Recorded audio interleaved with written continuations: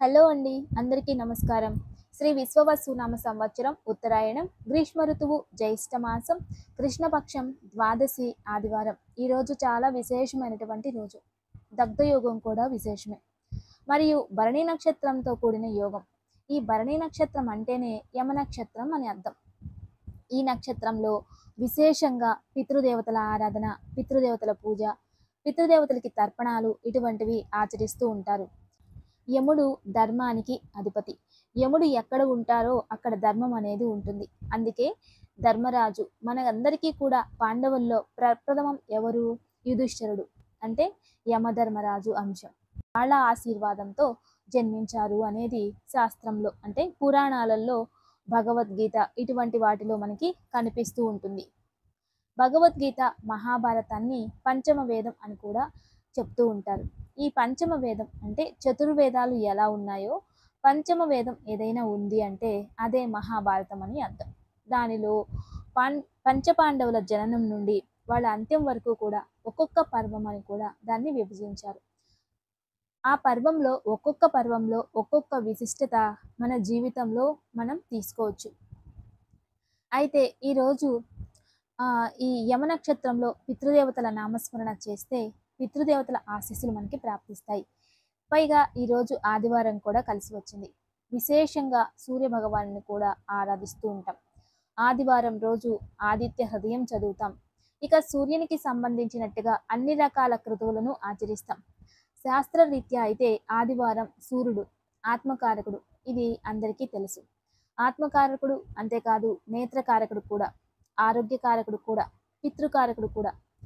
జ్యోతిష్యానాం పతయే నమః అంటే జ్యోతిష్యానికి అధిపతి మరియు నవగ్రహాలకు అధిపతి సూర్యుడు.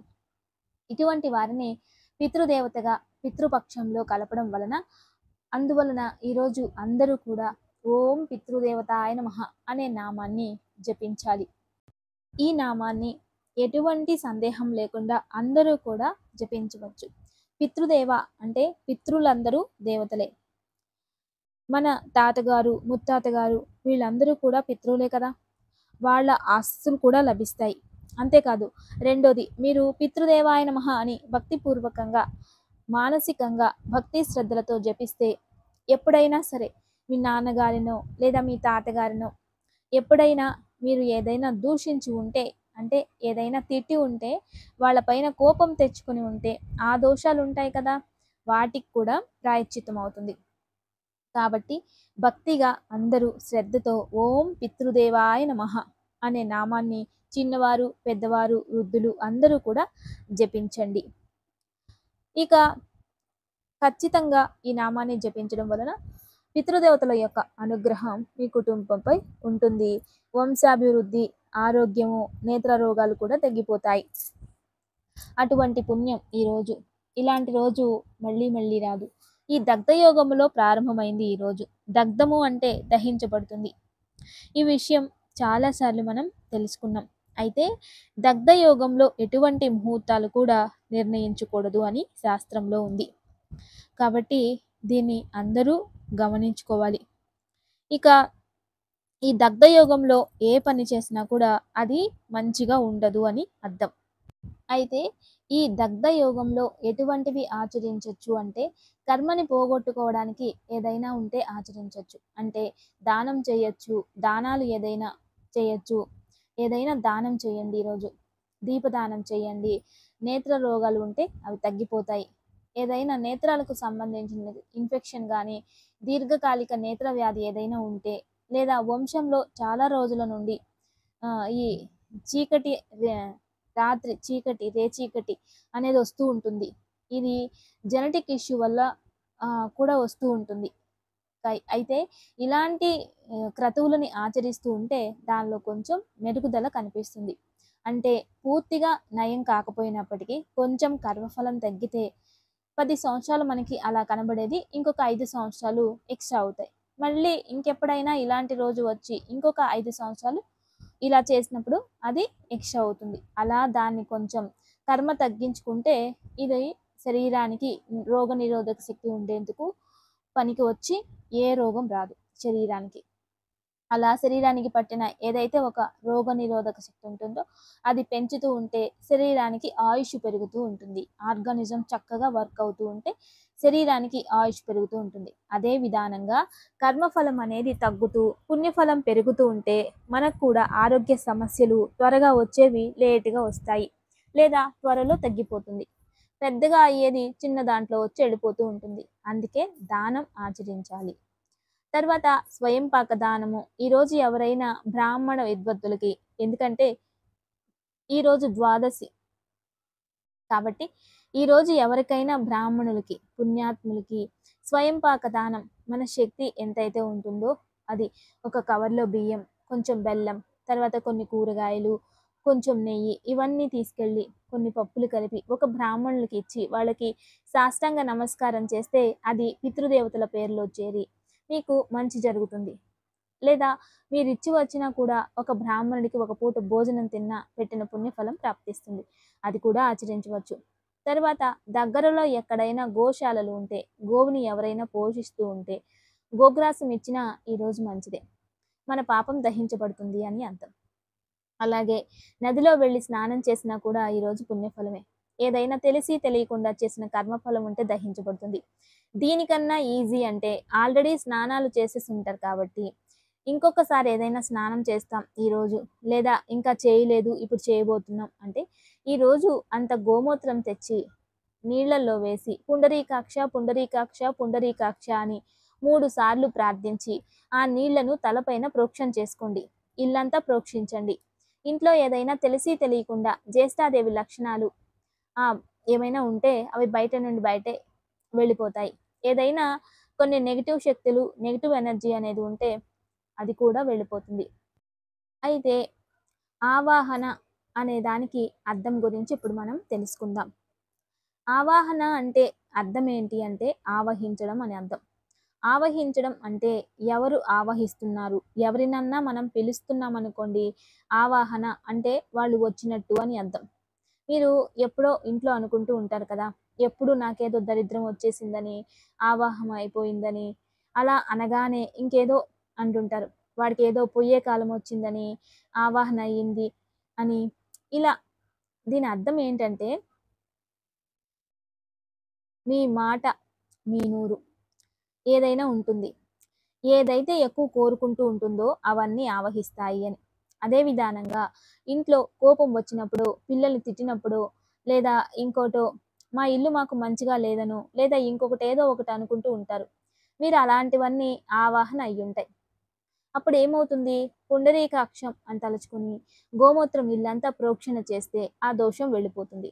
దీనికన్నా అద్భుతమైన పరిష్కారం ఇంకొకటి ఏంటంటే, ఈరోజు ఆదివారం ఇల్లు శుభ్రం చేసేటప్పుడు కాస్త గల్లుప్పు తీసుకొని నీళ్ళల్లోకి వేసి నీటితోకి ఇల్లంతా శుభ్రం చేసిన తర్వాత ఇంట్లో దేవుడి ముందు దీపాలన్నీ వెలిగించిన తర్వాత ఇంటి బయట ఒక చిన్నది జగ్గు గాని లేదా నీళ్ళ పాత్ర గాని పెట్టి అందులో నీళ్లు పోసి ఒక పిడికెడు ఉప్పు అంటే గల్లుప్పు తీసుకొని ఇంటికి దృష్టి తీసి ఆ ఉప్పుని ఆ నీళ్ళల్లో వేసేయండి. ఆ నీళ్ళల్లో ఉప్పు ఎలా కరిగిపోతుందో అలాగే ఇంటికి పట్టిన నరదృష్టి అనేది ఏదైతే ఉంటుందో, దృష్టి దోషం ఏదైతే ఉంటుందో, నెగిటివ్ ఎనర్జీ అనేది ఏదైతే ఉంటుందో అది కూడా వెళ్ళిపోతుంది. అది చేసిన వెంటనే చాలా ప్రశాంతత అనేది ఏర్పడుతుంది. ఈరోజు ఇటువంటివన్నీ కూడా ఆచరించవచ్చు. ఇక మన ఇంట్లో దేవతల ఆవాహన అంటే పర్టికులర్గా 3 రకాల పూజనైతే మనం రోజు చూస్తూ ఉంటాం. 3 రకాల పూజ అంటే ఏంటంటే మంత్రం. మంత్రం అంటే ఏదో ఒక మంత్రం చెప్తాం. మంత్రాన్ని ఎప్పుడు కూడా మంత్రంగా చూస్తేనే అది పనిచేస్తుంది. మంత్రాన్ని అక్షరాలుగా చూశారనుకోండి అది పనిచేయదు. మళ్ళీ అదే విధానంగా అందరూ మనుషులే. ఆ మనుషుల్లో గురువుని చూస్తే అతను గురువు అవుతాడు. అందరినీ చూసినట్టే ఆ మనిషిని కూడా చూస్తే నీకతను మనిషే. వేరే వారే గురువు అవుతాడు. తర్వాత ప్రపంచంలో ఎన్నో విగ్రహాలు, ఎన్నో శిలలు ఉన్నాయి. అన్నీ శిలలుగానే చూస్తే అన్నీ శిలలుగానే కనిపిస్తాయి. దాన్ని భగవంతుడిగా అనుకుంటే ఆ శిలే భగవంతుడు అవుతాడు.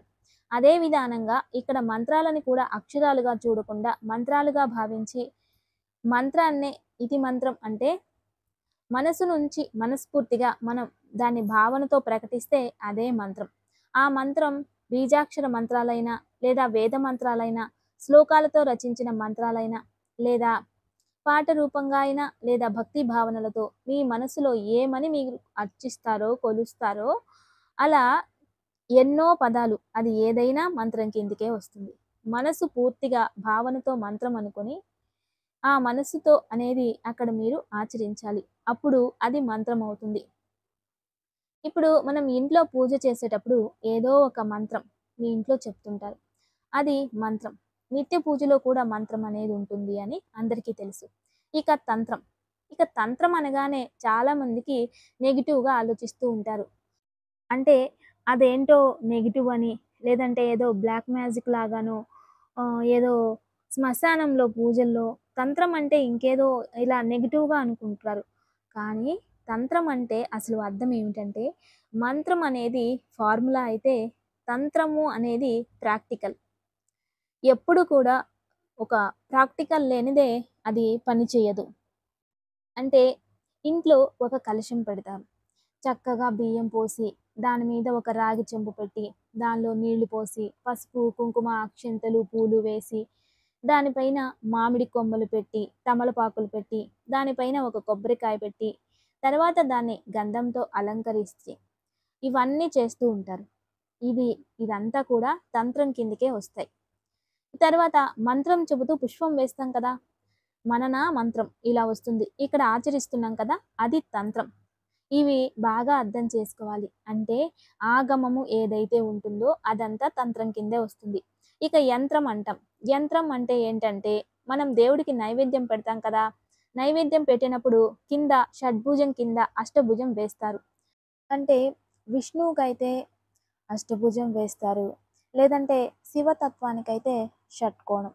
2 త్రికోణాలు కలిపి జాయింట్ చేసి దానిపై మనం ఏదైనా నైవేద్యం ఆకులో పెట్టో ఏదైనా ఇలాంటిది పెట్టుంచి దేవుడికి నైవేద్యం చేస్తాం.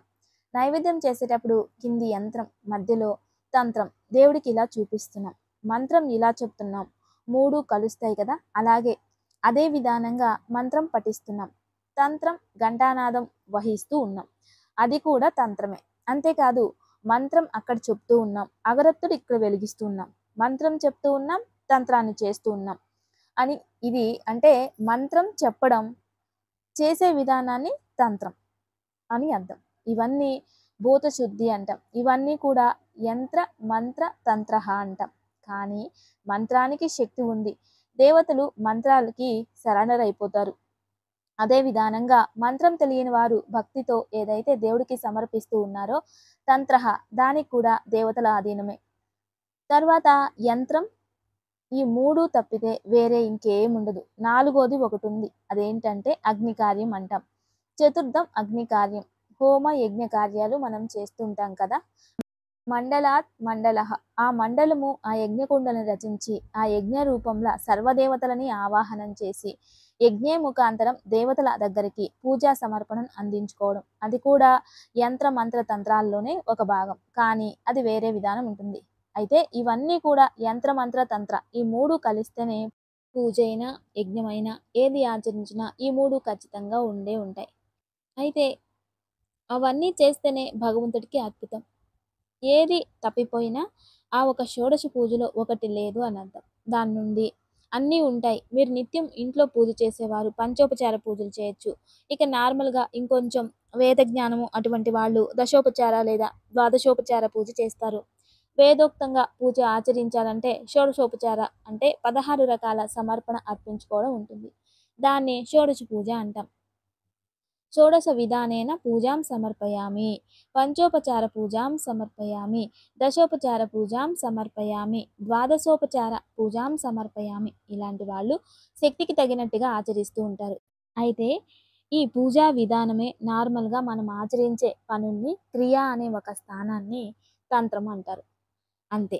ఇక యంత్రము అని వచ్చినప్పుడు దానిలో ఏముంటుందంటే ధాతువుల లక్షణం ఉంటుంది. ధాతువు అంటే బంగారం కావచ్చు, వెండి కావచ్చు, కాపర్ కావచ్చు, సిల్వర్ కావచ్చు. ఇటువంటి కొన్ని ధాతువుల్ని కలిపి లేదా ఒక ధాతువు పైన ఏం చేస్తారు అంటే అష్టదళ పద్మం, లిఖిత్వ అష్టదళాలు, పద్మదళాలు లేదా చతురస్రాకార మండలం లేదా త్రికోణం ఇలా ఆకారం అని ఒక షట్కోణ ఆకారం అని ఇలా వేసి అందులో బీజాలు నింపుతారు.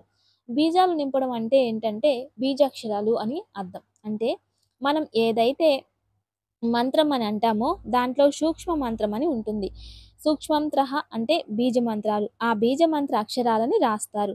ఎప్పుడైతే యంత్రము రచించి అందులో మంత్రాలు రాశారో ఆ ధాతువుకి శక్తి వచ్చేస్తుంది.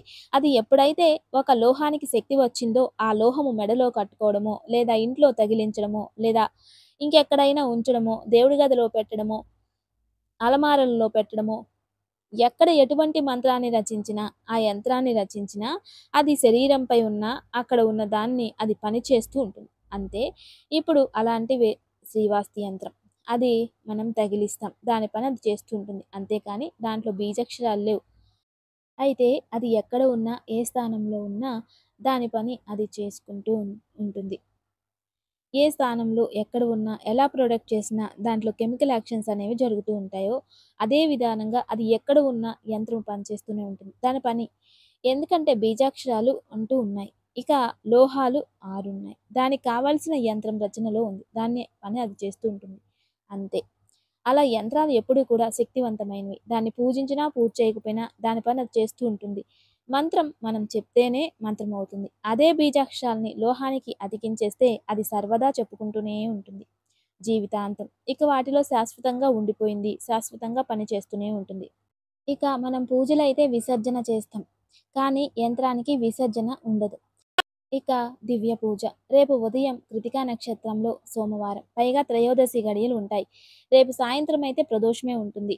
చాలా విశేషం. కానీ రేపు ఉదయాన్నే కొన్ని బిల్వదళాలు సంపాదించి, రేపు ఉదయం లోపల కొన్ని బిల్వదళాలు తీసుకొని, దానికి కాస్త గంధము, నీరు లేదంటే పన్నీర్ అంటాం కదా! రోజ్ వాటర్ దాంట్లో తడిచేసి, వాటిని 4 అయినా లేదా 2 అయినా శివాలయంలో ఇవ్వండి. రేపు ఉదయం 7:30 నుండి 9 గంటల లోపు రాహుకాలం ఉంటుంది. ఆ రాహుకాలంలో బిల్వదళాలు ఇచ్చి, మీ మనసులో ఏదైనా కోరిక ఉంటే, ఆ కోరికని బయట నందీశ్వరుడు ఉంటారు కదా! నంది కుడి చెవులో చెప్పాలి. కుడి చెవిలో చెప్పి, కొమ్ముల మధ్యలో ఆ పరమేశ్వరుని చూడాలి. అలా చూసి, సాయంత్రం ప్రదోష కాలంలో శివుడికి విశేషంగా పూజ చేయాలి. అలా చేస్తే మీ సంకల్పం శతసిద్ధం అవుతుంది. ఇక దివ్యమైన యోగక్షేమం. ఈరోజు ఆదివారం. ఈరోజు సాయంత్రం సూర్యుడు అస్తమించే సమయంలో దగ్గరలో ఎక్కడైనా దుర్గామాత అమ్మవారి గుడి ఉంటే దేవాలయానికి ఒక నిమ్మపండు తీసుకెళ్ళి దేవుడి దగ్గర పెట్టించి, లేదా దేవుడికి స్థాపించి, లేదా దానిపైన కుంకుమార్చన చేయించి, ఆ నిమ్మపండుని ఇంటికి తీసుకువచ్చి ఒక గ్లాసు నీళ్ళలోకి వేసి, అందులో ఒక ఆహ్, గాజు గ్లాసులోకి నీళ్లు వేసి, ఆ నిమ్మపండు వేసి ఉంచండి. తర్వాత నిదానంగా అది లోపలికి మునిగి మొత్తానికి పైకొచ్చి తేలుతుంది. ఎప్పుడైతే పైనకొస్తుందో అప్పటిదాకా ఇంట్లో పాజిటివ్ ఎనర్జీ లోపలికి మునిగిపోయింది. అంటే కంప్లీట్‌లీ నెగెటివ్ ఎనర్జీ అది ఆకర్షించింది. అప్పుడు దాన్ని 3 పీసులు చేసి ఇంటి బయట పడేయండి. ఇది చాలా మంచిది. ఇలా చేయడం వీలు కాకపోతే ఇంట్లోనే మీరే ఒక నిమ్మపండుని అమ్మవారి ముందు పెట్టి, దానికి కుంకుమార్చన చేసి, చేతిలో పట్టుకొని దేవి ఖడ్గమాల చదివి, తర్వాత ఇంటికి దృష్టి తీసి, ఒక గాజు గ్లాసులో నీళ్ళల్లో వేసి, అందులో ఇంటి లోపల పెట్టేయండి. ఇలా చేస్తే ఇంటి చుట్టుపక్కన, ఇంటి లోపల మీ పైన ఎటువంటి నెగెటివ్ ఎనర్జీ ఉన్నా ఆ నిమ్మపండు ఆకర్షిస్తుంది. నిదానంగా దాని దోషం విముక్తి చేసేస్తుంది. ఇది ఈరోజు ఆదివారం దగ్ధయోగం. తప్పకుండా ఆచరించండి. ఏదైనా నెగటివిటీ ఉంటే అది భస్మం అయిపోతుంది. నమస్తే. Thanks for watching.